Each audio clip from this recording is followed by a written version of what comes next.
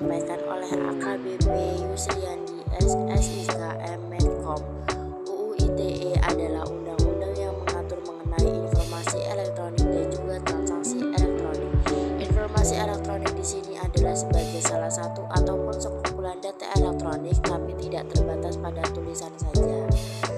Contoh pelanggaran di dunia maya: yang pertama ada pelanggaran hak cipta, yang kedua judi online, yang ketiga penipuan online, 4 pencemaran nama baik, yang kelima illegal access, keenam penipuan kartu kredit, yang terakhir adalah pornografi. Materi kedua yaitu pengembangan karakter mahasiswa sebagai intelektual dan anti kekerasan yang disampaikan oleh Dr. Susetya Helawati STMSI. Poin pertama yaitu tentang bullying. Bullying adalah segala bentuk penindasan atau kekerasan yang dilakukan dengan sengaja oleh satu orang atau sekelompok orang. Tindakan ini bisa dilakukan secara fisik maupun non-fisik. Poin kedua yaitu penyalahgunaan zat. Penyalahgunaan zat yang dikenal dengan penyalahgunaan obat seperti obat pereda nyeri, alkohol, serta obat-obat ilegal yang berlebihan dapat berbahaya bagi individu maupun orang lain. Poin ketiga yaitu kekerasan. Kekerasan bisa diartikan sebagai bentuk agresi yang ekstrim seperti penyerangan dan pemerkosaan. Materi ketiga yaitu tentang penguatan karakter mahasiswa dalam perspektif agama yang disampaikan oleh Profesor Dr. Kiai Haji Said Akil Siroj MA, yaitu tentang bersyukur menjadi Muslim Indonesia atau Muslim Nusantara. Karena sejak dulu sampai sekarang kita mempunyai prinsip-prinsip yang kokoh yang tidak pernah pudar dari ciri khas umat Islam Nusantara. Materi pertama yaitu tentang Merdeka Belajar Kampus Merdeka yang disampaikan oleh Wakil Rektor Bidang Akademik Profesor Dr. Heriandi SHMSI. Poin pertama yang disampaikan yaitu tentang dasar-dasar hukum Merdeka Belajar Kampus Merdeka.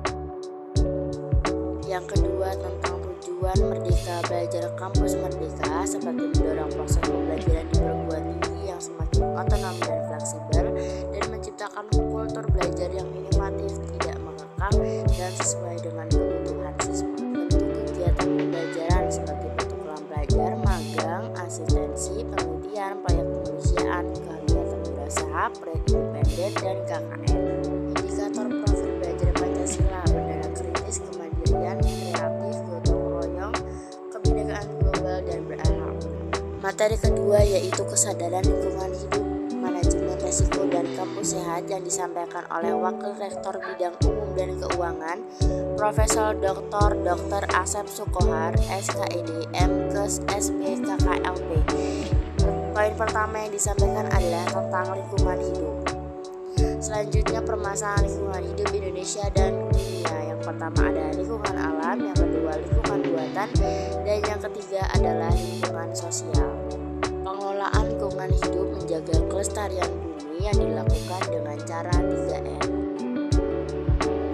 Ada manajemen risiko. Mengapa perlu manajemen risiko? Karena terjadinya perubahan terus-menerus dan meningkatnya permintaan good governance organisasi. Lalu ada kampus sehat dan upaya kampus sehat Unila.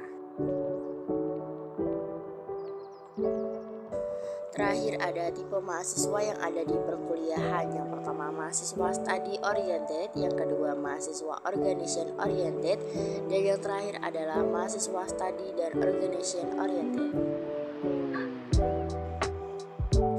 Materi keempat yaitu perguruan tinggi di era revolusi industri 4.0 dan kehidupan kampus di masa pandemi yang disampaikan oleh Wakil Rektor Bidang Perencanaan Kerjasama dan TIK Profesor IR Suharso PhD, yaitu poin pertama yang disampaikan tentang infrastruktur. Poin kedua yaitu tentang tantangan dunia pendidikan selama COVID-19 di perguruan tinggi. Yang pertama pencegahan dan pemutusan mata rantai penularan COVID-19 yang dilakukan secara berkelanjutan.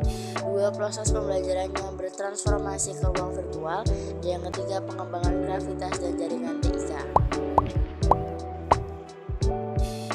Pembelajaran di perguruan tinggi di era 4.0 dan plagiarisme dan sistem perkuliahan dan pembimbing akademik.